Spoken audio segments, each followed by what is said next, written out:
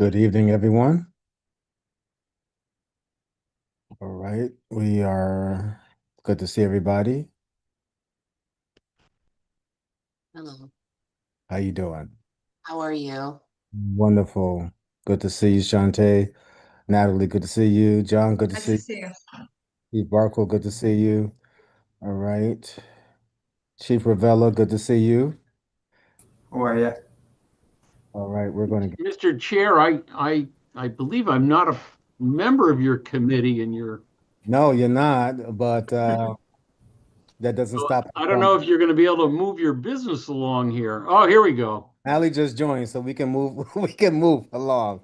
I love the background, Mally. I like your new office. It's like she's in Manhattan, doesn't she? Yeah. Top of the Hi, world. apologies I'm late. Hi, Chief. How are you? Oh, Good. you're How right are you? on time. Good. You're right Both on chiefs. time. What were you saying, Councilman? I said you're right on time. Thank you.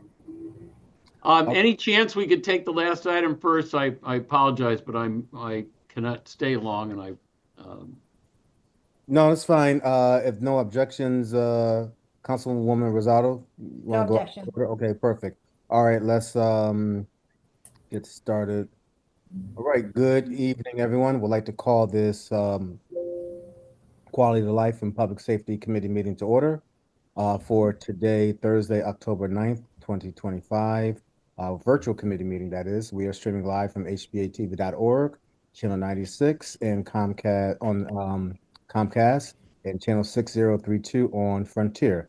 My name is Councilman TJ Clark. I serve as the chair, and I'm joined by my council colleagues, Councilwoman Mally Rosado, who's a voting member, Councilman John Gale, who is a non-voting member, and we have our corporation counsel, chief of police, chief of fire, um, Miss Shantae Washington, who is from our ES&T.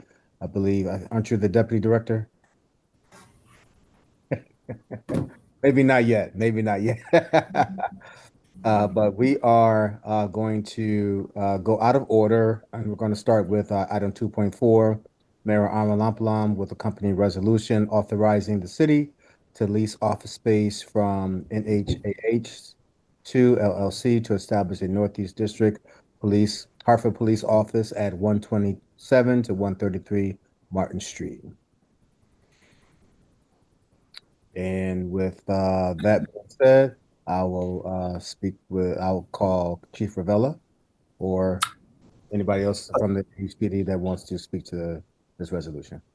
I'll take that. 127 Martin Street is a key area in the Northeast. It's a great place for officers to do their reports. And what's key about it is officers do not have to come into the police station to do their reports. They can do them in the neighborhood and get back in the neighborhood. Plus, it puts a real good visual in that neighborhood of the police units as they're there. We worked out several things with the renovation of the building. It's a no-cost endeavor for us, other than some of the furniture we have to put in there and some of our computers.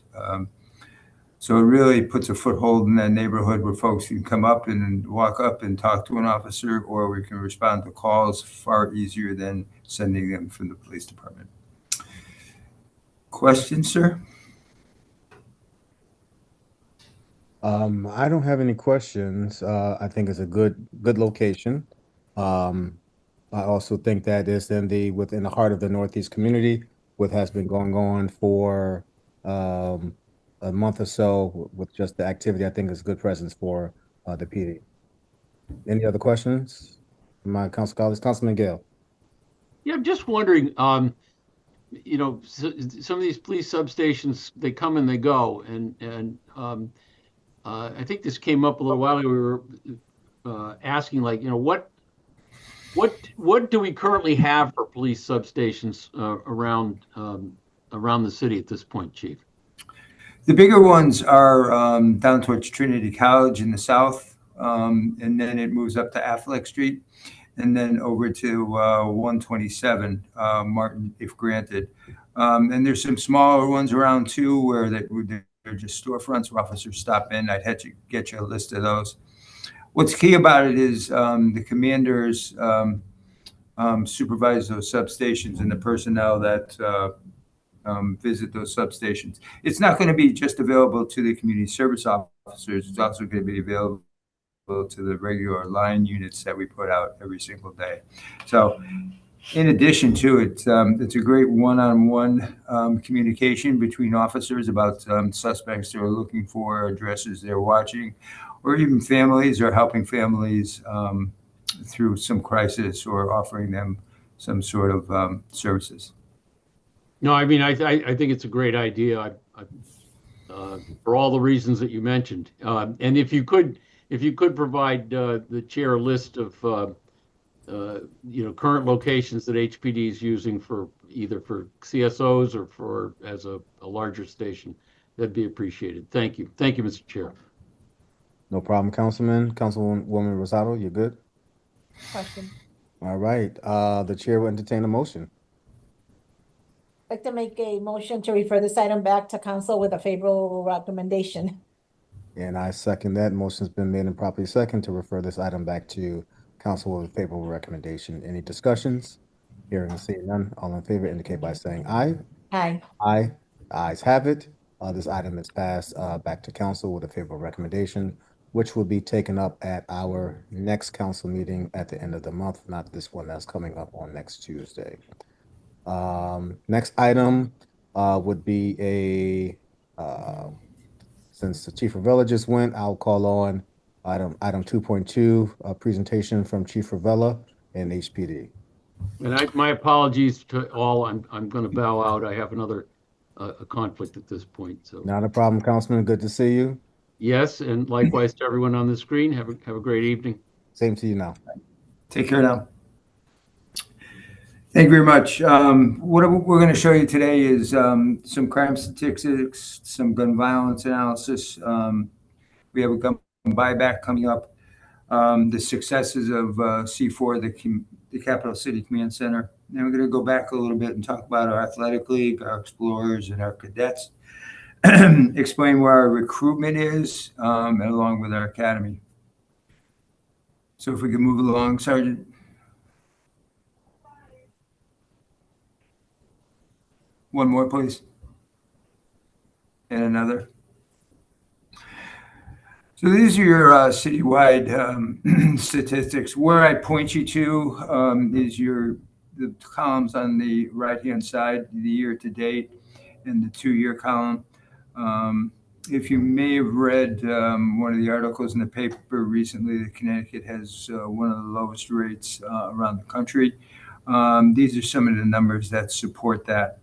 As you move down, even one bad day we had Sunday after our last one, it has produced, we have produced some drastically lower numbers than we've ever seen before. So we're still on pace to match last year or come in lower than last year. Go ahead, Sergeant. So this is the beginning of some of our statistical analysis that comes out of C4. As you can see, when you look at September is always or historically been one of our higher months. We run really 6 months of higher months. We begin in April and run right through September. And you can see the number of shootings we have along those times. And the data from the Shot Spotter also matches that. You can move on, Sergeant. So this is where we are. The weekend everyone wants to focus on is the 27th and the 28th. 4 people were shot, non-fatal. 2 were fatally shot. 6 more people were victims of gun violence. 2 of the shootings occurred at a bar or a nightclub. The 3340 Main Street or the 342 Franklin Avenue. Those started with personal disputes. And I can tell you that Major Crimes is on both of those and well on track to, I've seen a number of warrants issued already for DNA and for arrests of folks. So those should come together. Year to date, there's 60 non-fatal firearm assaults and 9 homicides from guns. There's 10th homicide that is non-gun. There's 69 total gunshot victims, 10 total homicides, as I said. 1 was a knife. And this time in 24, there were 58 non-fatal firearm assaults, so you're only up by 2, and 12 gun homicides, 70 total gunshot victims. So we're right around last year's historical low numbers. 23, we're still ahead of 23. That was a worse year. Go ahead, Sergeant. Just for everybody's knowledge, on November 1st, we are going to have a gun buyback. It's funded with some asset forfeiture money that we have. So that's a good investment into the community to take the guns out in and around the time of as the holidays begin, right? Robbery season begins, which means mass begin. And we also take guns out of families' hands where they shouldn't be, or those with emotional disturbances. We'd like to get those folks out too. Sponsored by Below, and it seems to be a statewide effort on November 1st. So we will be taking in our guns at 50 Jennings Road and paying with gift cards. Sergeant? The command center processed over 8,000 requests already. And what that means is the command center actually deals with crime that occurs in real time. And I've seen them work, and we're actually in the design phase for those folks. If a shooting occurs, their cameras swivel to the area. They see cars leaving. They get us placed on those cars. They show us where those cars have turned up in the city, and they start heading towards it. It's a valuable asset, and they're being copied around the country for their software and for what they do. And those are mostly civilians down there that are running all those cameras. Now, narcotics has been exceptionally busy this year. As we found, there's a unique kind of correlation. The more narcotics does hits and the more they seize, we see our younger shooters, we've almost cut that in half with our younger shooters. And they've also been tasked with another side of the house. If you see all those packaged items on the left, that's only some of the packaging with the THC that we're seeing, which could be susceptible, sold, which is over the limit. And those are sold in smoke shops. They're sold in other bodega style stores. They're over the limit, and their packaging actually matches common products too. So we're trying to keep them out of the hands of kids. Guns are always a problem, and we'll leap into that a little bit later if you have the time. So the program has already been set to bring our city kids to be police officers. And I'm going to a graduation tomorrow out in New Britain. We are graduating 3, and I'll get to that later on, but we're going to graduate 3. One of them was an Explorer. So that system works. The Police Athletic League runs into our Explorers, that runs into our cadets. And you folks are out there, please advertise our cadets. They're from 18 to 23 years of age. And we actually hit the schools pretty hard before they let out in June, trying to get these kids to come on board. We just got 3 positions approved. That'll put us up to 5, but I have 10 spots. So I'm eager to find some more of these kids, predominantly city kids. But we're having a tough time doing it. So we have been tossing around, approaching the mayor and the HR and eventually the council to open that up to the region or surrounding towns too. But we'll see what the next batch brings. Go ahead, Sergeant. So you see a little more on recruitment. We graduate 3 tomorrow. We already graduated 9 prior. We have 4 that have already returned. I'm sorry, 3 that have already returned as laterals. We have 4 more that have returned just recently for a total of 7. We have numerous other laterals that want to reapply. We also have out of the present class 1 MP that has comparative education. So he is on FTO now too. So what we're doing with these kids is we're actually trying to prepare them before they get to the testing. So we give them a free chip test, which has been a barrier. I think it's $50, but we give it to them free here. We can't issue this card, but it's good for city residents. We also give them physical fitness and make them do the Cooper Standards test so we can actually bring them along at times. The next Cooper Standards test, the chip test, is Saturday, 25th at Weaver. And we will hold on to these kids as they start to move through the process because that's where we lose them, someplace in the process. Either they don't wake up for the written test, they decide not to show or fail the physical test, and that's where we're losing the majority of our candidates. Sergeant? So this is pretty much where we're going. So you have 10 that came out, 1 we cut off. We have a graduate date of 12/5 for 9 of those recruits. So that's a good addition to what we've been producing. We have dual academies running, meaning they're running parallel. 1 academy is a junior class and 1 is a senior class. And that's the way business is going to be conducted from now on. There's going to be 2 classes running at all times. So we'll have a few people coming out of Post Academy. We'll have more coming out of our academy. Then we have the 7 that came back. So in a broad range. Go ahead, Sergeant.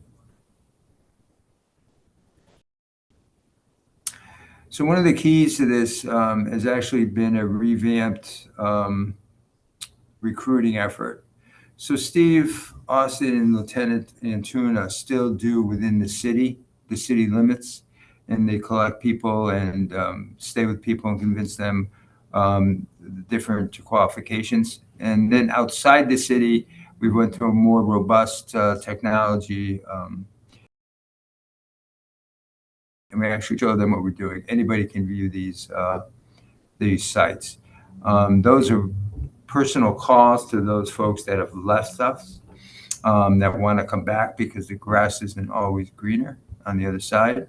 And it's also, they answer a lot of questions for folks making inquiries, predominantly laterals.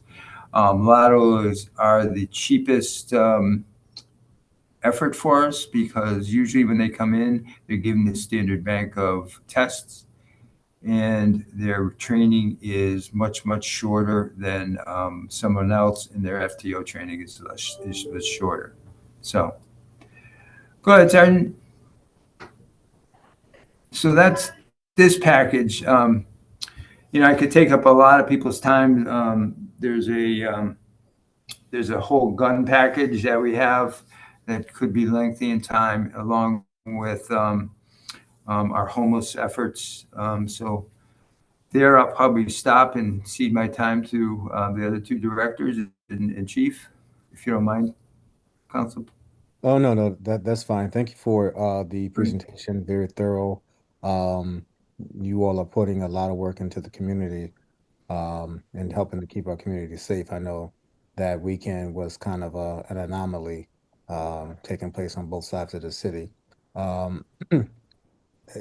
Just brief question. I know they're working hard, but can you just explain how hard are your people working regarding all that we have going on in the city?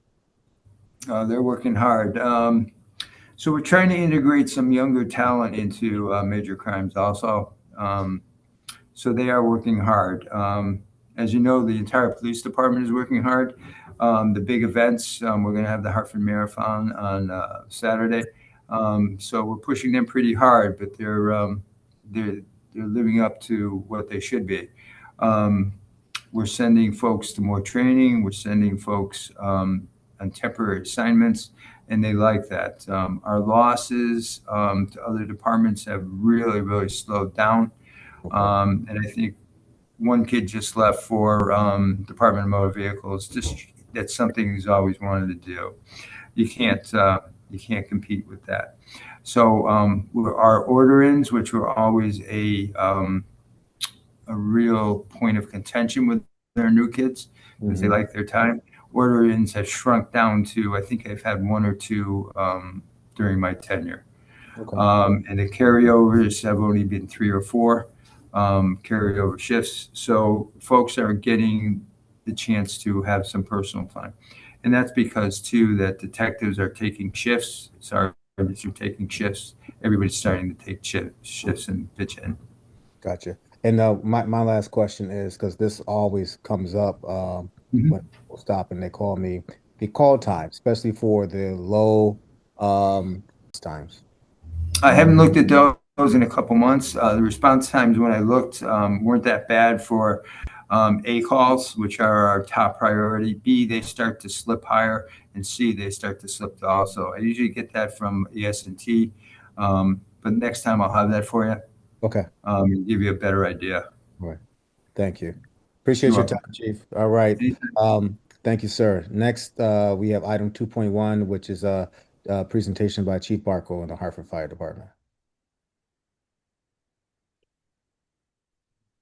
Good afternoon, sir. Uh-oh, what did I do here? 1 second. Oh, there we go. Let me see if I can share my screen real quick.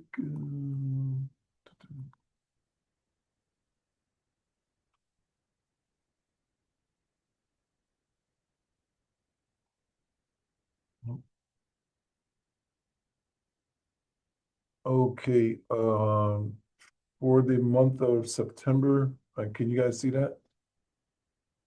Yes, yes, we can. So we, as you know, already completed our accreditation. So now we're working on some new things that OSHA is planning on implementing with the city and the union. And one of those things is cancer screening.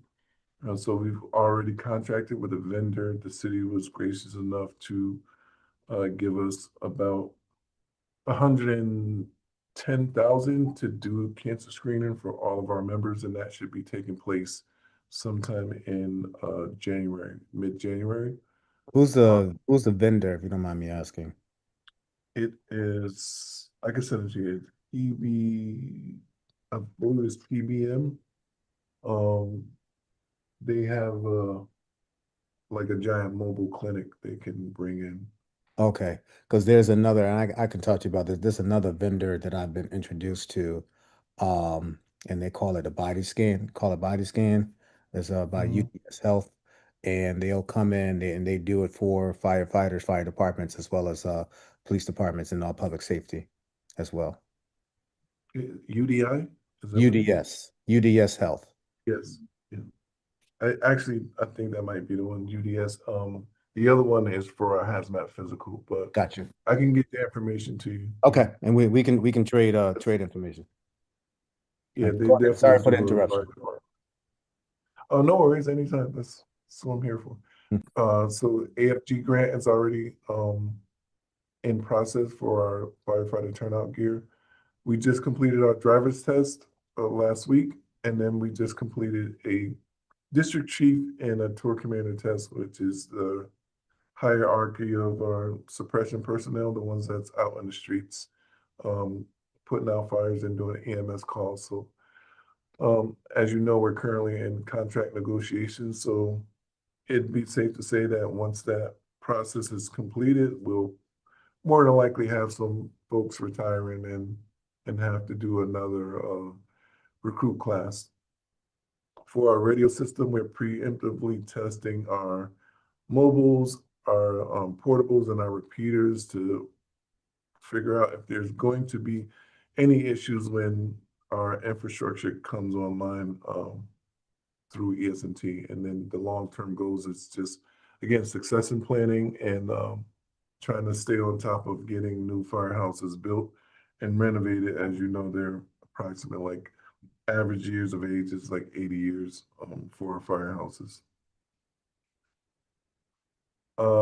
The month of October is Fire Prevention Month. So our Special Services Unit always out in the community doing fire safety surveys, installing smoke detectors, installing car seats. They hand out a lot of fire prevention literature. So for the month of September, the fire safety information that they provided was to 692 adults, 343 children, for a total of 1,035 people. They installed 24 smoke alarms, 7 carbon monoxide alarms. We also had the event where we installed smoke detectors for the entire day with the Red Cross.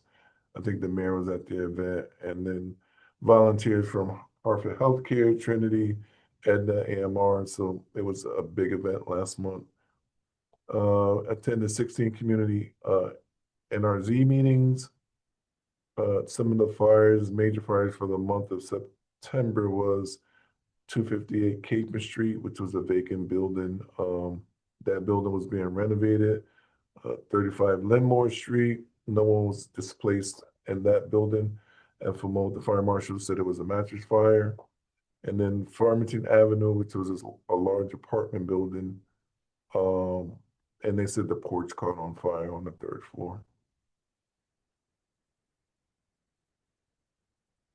As for our cadets, we currently have 5 cadets. They completed their assignments for firefighter skills and hazmat response with an average grade point average of 80, completed incident command training 100, 200, 700, and 800. Some of the, as you can see, some of the hands-on activity that they do includes donning and doffing the SCBA, taking hydrants, doing ladder and pumper exercises, and firefighter survival skills. We have participate in the ride time program, and what that is for 4 hours over the weekends, the cadets get to ride in a different fire station with an officer supervising them.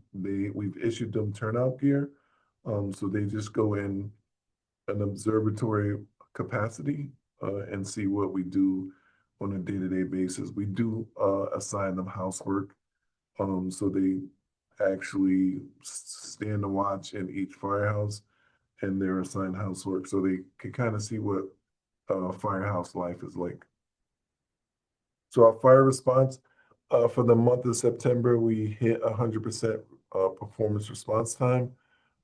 That's because we had 3 fires for that month, and those were all within the district. So companies are always proud when we get 100% response rate. For our EMS response for the month of September, slight increase from last month, but we still emphasize the importance of responding to EMS per our standard. And again, we get a lot of EMS calls for service, and sometimes those calls are out of district for the first due engine, and that could bring down the percentage response time. So for our incident responses by neighborhood, the top 3 was downtown Frog Hollow, Asylum Hill, then you have Northeast with calls for service for the month of September. EMS calls for service with 311 being the highest calls for the month of September with 854, and EMS calls that were not motor vehicle accidents or injuries was 789. Asylum Hill, Berry Square, and looks like downtown and Frog Hollow had the most calls for service for the month of September. Our rescue calls, we had a total of 42 calls. Asylum Hill Frog Hollow, and South Green in downtown, with elevators typically every month coming in being the #1 call for service in terms of rescue. So these are our calls for the month by hour and by days of the week. So as you can see, for September Monday, we had the most calls for service for the month of September, with 540 calls for service on a Monday. And medical assist with 849. And then those peak hours was between the hours of 12 and 11 with 193 calls for service. And these are our calls by station or near to a station. As you can see, again, for the month of September, we had 3 calls for service, and they all were within the response time. Our demographics would still remain even across the board, with 33% Hispanic, 33% Caucasian, and 35% African American. We still have some promotional lists out, and once we get a few more retirements, I think all of our promotional lists expire sometime in March next year. So there'll be a few more promotions before then, and make sure you guys get the invite. And so on another note, we did have our annual Kevin Bell ceremony on Tuesday. We also did a fire safety house for junior fire marshals at the Hartford with West Middle School, and I think that was televised through 44 different schools. So it's been a really great and collaborative partnership with the Hartford as well. And I'll take any questions. Thank you, Chief, for that presentation. Very thorough, per usual. A question on that Monday. Are there any particulars as to why it was such a high call for service volume? Well, not particularly, and you got to understand, it's not one particular Monday, is the average number of calls for the month. And it just seems to generate more calls on the Monday between those hours, and who knows what it could be, but it's a total between just calls for service like EMS calls, and maybe you get a food on the stove call. But there's no real rhyme or reason as to why it's at that particular time for that particular month, because month to month it can fluctuate. So a couple of months ago, it was on a Wednesday between 2 and 3. So it just depends on how people feel. I don't know. It could be the weather. Who knows?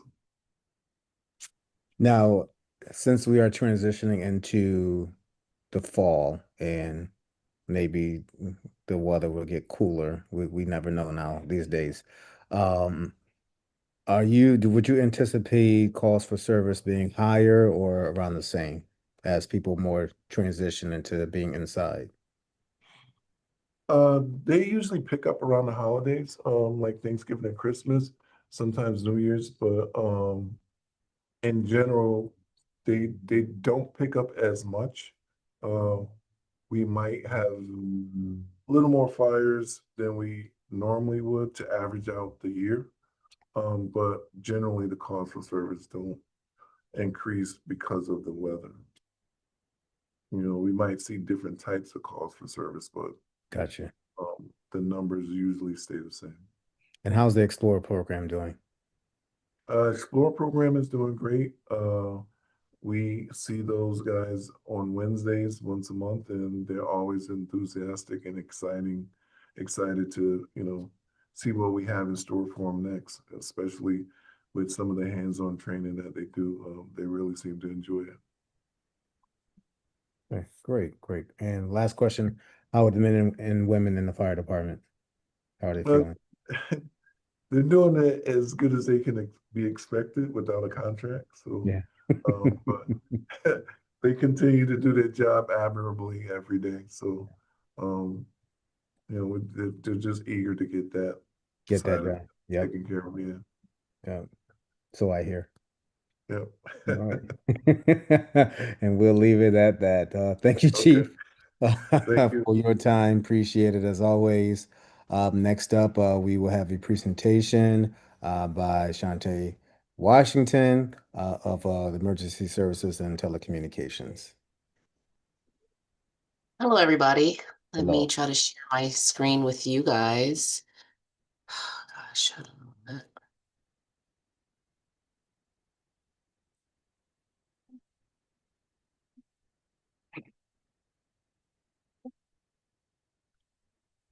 Forgive my computer's a bit slow, actually. It's not.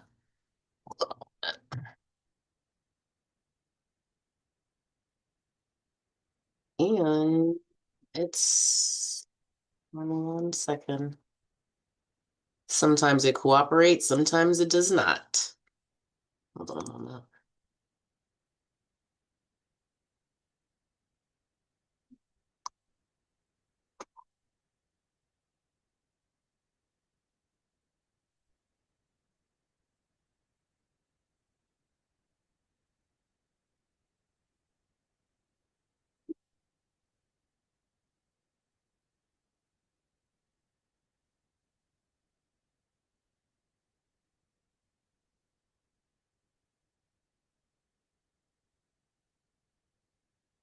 Are you guys able to see my screen?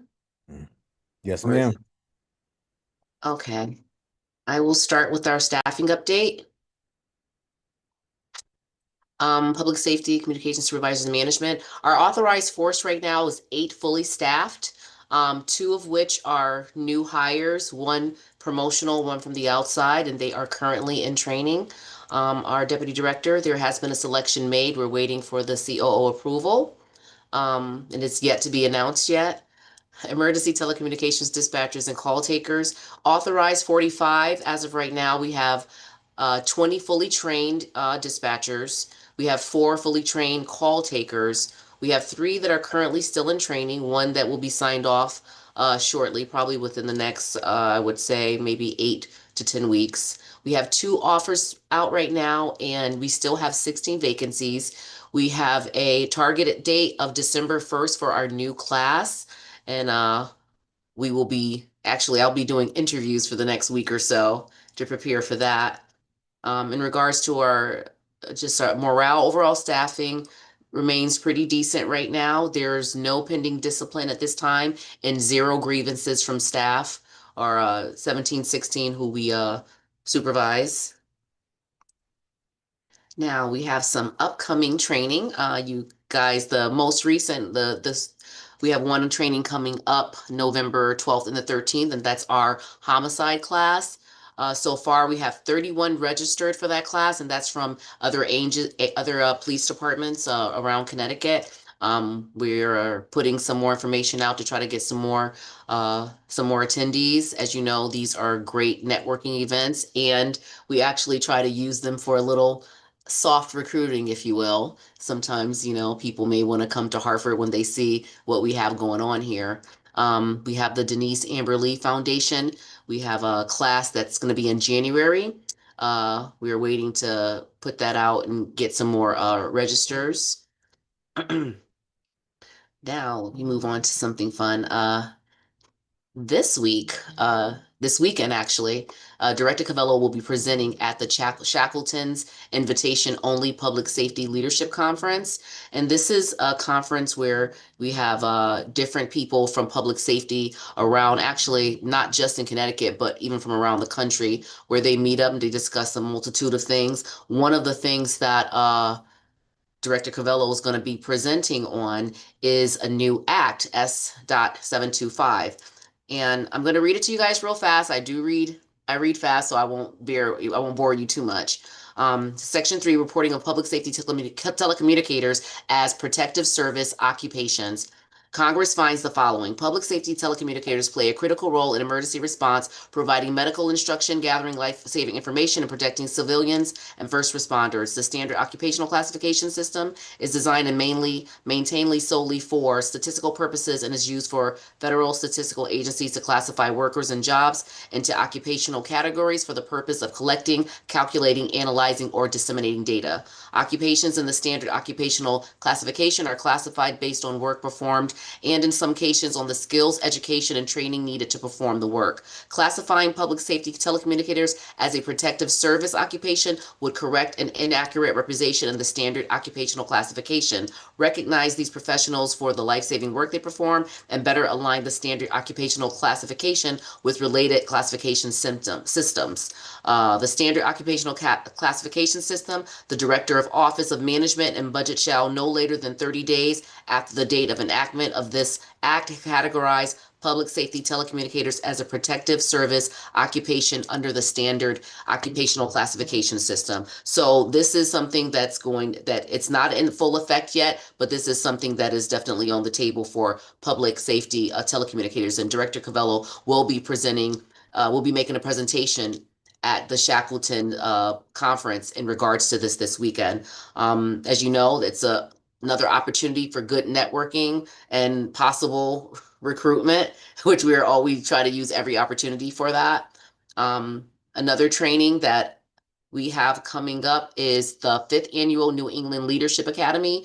This is put on by Dr. Eric Murray. He has over 30 years of law enforcement experience with state police in Connecticut. He does a leadership academy, and it really is one of those things where, and I'll say this, I attended this last year. We had 2 employees attend, one in spring. It's one of those things that it's kind of a course. It's a week long, and it literally talks about leadership principles, best practices, interpersonal communication, discipline, conflict management, performance management, organizational assessment, cultural change, leadership analytics and dynamics. It is an awesome course. We try to send someone in management as well as either one of our certified training officers and or a veteran employee. We have 2 going, I think at the end of the month. We have one of our supervisors that's going with our lead CTO, who will be in charge of training the next class that we have coming in December. I can't say enough about this class. One of the things that it speaks to that I'm very much interested in, and I'm interested in for my department, is professional development.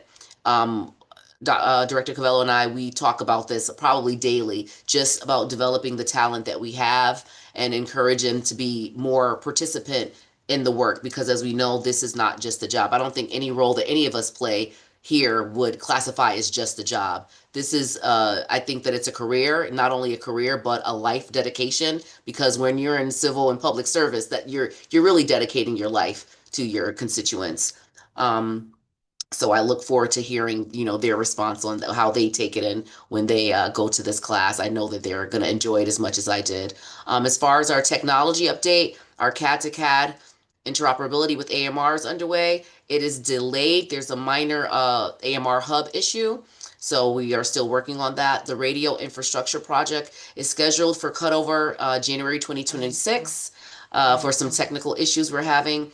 The funding is currently unaffected. Our ES&T dispatch staff have already been trained on the new consoles, and that's completed. We have even though it's so nice to go last, because police and fire pretty much went over most of the statistics, but I'll go through them with you again. This is our EMS response time, and both agencies have met the expectations. We have some of our CAD total incidents as it relates month to month. The law enforcement incident totals, we have them here. I know that Chief Covello just went over some of these statistics with you guys. We have our CAD fire suppression incident totals here as well. I'm sorry, I'm going through them so fast. Let me know if you need me to slow down, but I know we kind of went over some of this stuff. The CAD fire medical incident totals as well, month to month. Some more EMS totals. And we have the incident totals by agency within the 24 months. PD takes a brunt of most of those things. Um, and our heart team calls. As you know, heart team, CRT, Wheeler Clinic, they work very closely with us. I'm sure that Chief Ravello will attest that they are a big help with some of our quality of life calls. They are definitely eager to help, which is a good thing with things like loitering, trespassing, just quality of life issues. They are extremely eager. They want to respond to overdoses as well, although we appreciate that. We're kind of like, that's not something that we want to get into right now. They have to discuss that with EMS, but they are definitely an eager and helpful partnership. Um, these are some of our call volumes. As you can see, we have a tremendous call volume. This past September, if you can see the total 911 calls, you see, and then you see at the bottom the total admin calls, and it could be vice versa, because sometimes we get emergency calls on the routine line, and there are plenty of times where we do get non-emergency calls on 911s, but these phones never don't stop. And I don't have it with me, but me and Director Cavello, we were talking about what those averages mean, and we went by the hour, and it almost ranges that in general terms, it's almost like a call a minute. So we're definitely always busy here. It's never really a dull moment. Um, we have some of our other 911 calls and the total admin calls, just for you to see it clearer. This city does not sleep, not even at 3 o'clock in the morning. Other than that, as far as the S&T, we're pretty much all set in that regards. If you have any questions, I'm here for them. Thank you for your presentation. Yeah, the little Hartford, the capital city of Connecticut, is a city that does not sleep. That is absolutely correct. I did have a question regarding the heart team calls, because we took up this an item regarding funding that's coming through the Department of Health and Human Services regarding that with CRT, which was specifically named. Um, when are they, help me to understand again, when are they asked asked to come out to respond to calls? Like how are they Well, activated? we reserve anything quality of life that's nonviolent, loitering, trespassing, any call that we take like that, that we feel as though they would be, and that we call them. So it's a constant. They usually work Monday. They work on the weekends at sometimes too, but they definitely work Monday through Friday till about 9 o'clock. So we utilize them all day. Okay. And a lot of times they may hear a particular dispatch and they will volunteer to assist. So we do call them for that. We call them for well-being checks. Hmm. They've even assisted with medical well-being checks. So they've definitely been helpful in that way. They help us to not utilize all of our resources, especially if maybe an officer may not be needed. Maybe it's resources or something like that that they can help that person with that needs assistance. So they do actually show up on the scene Yes, in they the do. absence of a officer. Yes, they do. All right. What about EMS? They'll show up in the absence of EMS too? Yes, they will show up in the absence of EMS as long as it's not anything that necessarily requires EMS to Okay. respond. So Okay. it really depends on the situation. Interesting. Interesting. And obviously they don't have sirens or anything on their vehicle. They They show up do not, which they're very brave. They do have radios. They do have radios, and if they need assistance, we are very prompt at getting them assistance, and PD is always available to come and assist. Gotcha. And so, regarding response times and call levels, um, what's their response rate to a call? Because I'm assuming too, when you deploy the heart team, it's not off of 911, it's off of the regular line. Yes, we communicate with them over the phone for I guess the assignment of calls, but they do have our radios, so we Gotcha. do communicate with them over the radio as well. All They right. have a sign on the way our other units have a sign on. We actually dispatch them to calls over the police radio so that our officers do get the information that they're going to be at this location. It kind of put a bug in the air in case someone did need assistance, and everyone knows where everyone is. So that communication is definitely there. So their cutoff time is around 9 o'clock. When do they start? What's their shift? They usually start in the morning, I would say around 8, but forgive me if I'm mistaken. Oh, that's fine. But their cutoff time is usually around 9. There are times where they do have extended hours, and usually they'll just call in and let us know, hey, for this event, we're going to stay out until 10, or we're going to, it may be certain times where they are on for a little bit longer, especially if there's some kind of function or something going on in the city. Gotcha. And how many vehicles do they have in their arsenal? I'm not sure of how many they have in their arsenal, but I do know they usually have maybe I would consider 2 units on at a Okay, time. It's usually CRT1, CRT2, and gotcha. that's what usually what we call them to communicate with them over the radio. So Okay, it's usually like 2 units. okay. Thank you. Um, Councilwoman Rosado, I saw that you had your hand raised.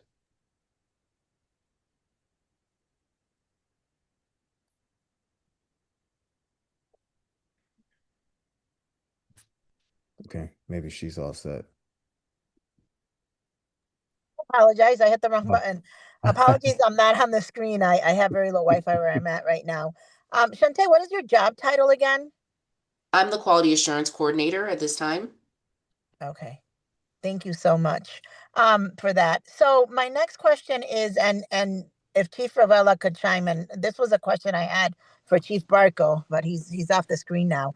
Is whenever we have a traumatic event, and the reason why I mentioned Chief Barco was on the last fire that we had that 4 individuals passed.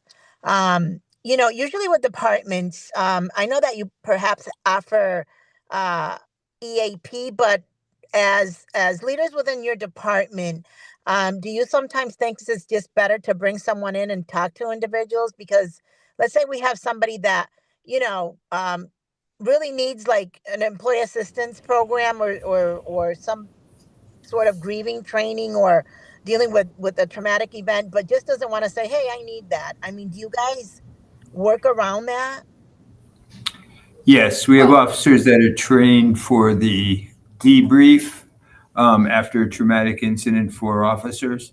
Um, and then the referral begins to the psychological side to have officers seek just somebody to talk to, right? So they understand what happened and how it affects them. And we have the EAP officers, of course, we have two that can guide them to the different resources. Yeah, so they're a valuable asset. Thank you, Chief, for that You're welcome. information. And Clark, I have one last thing, if you could entertain me. Yes, sir. Hey, we Captain Loriano Oh, yes, will I be saw. Go right ahead, though. Yes. will be made a deputy chief on Sunday. A full deputy chief, no more captain for him. So he'll be a deputy chief. Very proud of him. He's just a great guy, and he's going to be in charge of patrol services where he's been for quite some time. So he knows our goals, knows we want to get back to basics and be in the community more. So he's going to be a great asset as a deputy chief. Excellent, excellent. Give him our regards and I will. congratulations to him. Councilwoman, yes. Yes, I'm sorry, Chief Ravella. Thank you so much for promoting within, for doing an amazing job in the Hartford Police Department. I know I hear a lot of compliments for our residents, the change that they've seen in the department since you came in. And I'm really excited about all the officers that are coming back. That sends a very strong message. So thank you for your leadership. Oh, you're welcome. They're a great group. I'm very proud of them, and more are going to come back. Thank you. Yeah, you're doing a great job. Is there any other deputy chief vacancies? Was he filling the vacancy of somebody else, or? Well, he was filling a spot. I have by contract, I can have 2 more later on, but Okay. that we'll have to see how it goes. Gotcha. Totally understood. Thank you, Chief. Shantae, thank you very much. Thank you. For your presentation as well. It was great. Councilwoman, you had something else to share? Yes, I just wanted to say to Shantae, thank you for that presentation. I actually love having you present. Oh, You're thank you very very thorough. much. Thank you Yes, very much. I do appreciate it. You should come down. You know, I like to plug our tours. I yes, love for people to come for tours just so you guys can see what it is that we do here. It really is something special, and we would love to have any one of you who would like to come down for a tour. yes. Yeah, I still haven't done the tour, but I'm looking forward to it. I haven't done a tour in years, and this is directors way back. So, and Well, I you all are welcome. You all thank, are welcome. And I thank would you. like to say, thank you guys for listening to my presentation. And I also want to give a shout out to Chief Ravello. He's always been an ally. He's always been great in communication and working with ES&T. And I want you to know that we see it and we really do appreciate it. Thanks, Shantae. Appreciate it. I am. I'm telling you, I'm happy that Chief Ravella is back on board.